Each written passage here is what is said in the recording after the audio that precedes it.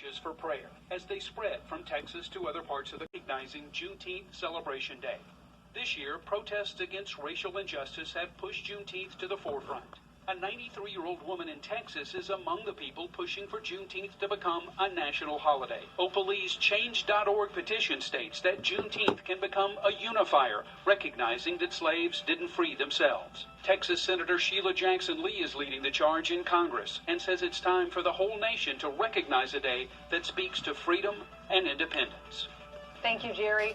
And crews removed could not be decided. The recent decision to move it into storage was based on it becoming a public nuisance because of ongoing vandalism.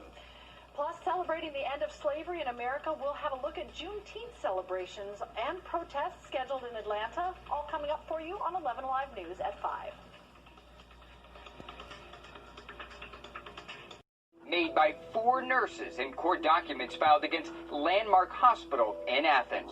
One former and one current nurse agreed to tell us how the hospital allegedly does it. They've asked us not to identify them by face or name. When they had somebody that turned out positive, they would redo the test so that it would come back negative, and they would say that it was a false positive.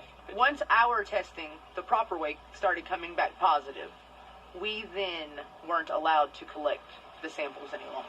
These nurses say the hospital instructed staff to take samples from inside someone's throat, but send them to a lab that only tests nasal swabs, knowing the results would turn out negative. When you raise red flags, what was their response? They would deny it. Deny, deny, deny. This nurse says when she properly administered a test, her boss retaliated. I did the test, and it did turn out positive, so I was terminated for not having a doctor's order for a test. This is multiple staff members that are raising flags. Natalie Woodward and Brian Cathy are attorneys representing the nurses. On Wednesday, they filed a temporary restraining order, pleading for a judge to step in. The number one purpose is to have a court step in and take this over. Have everyone tested appropriately. Stop all discharges or transfers or admissions until the right procedure is done to figure out how widespread it is.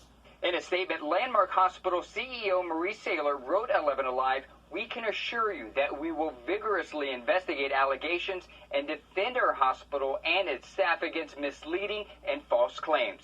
The hospital follows CDC, state, and local guidelines, as well as established protocols and procedures for COVID-19 testing." You provide the Multiple nurses still working there disagree. You're lying to your patients, you're lying to the family members, and quite frankly, for a disease that has killed so many people, quit being so careless. Landmark Hospital says it has no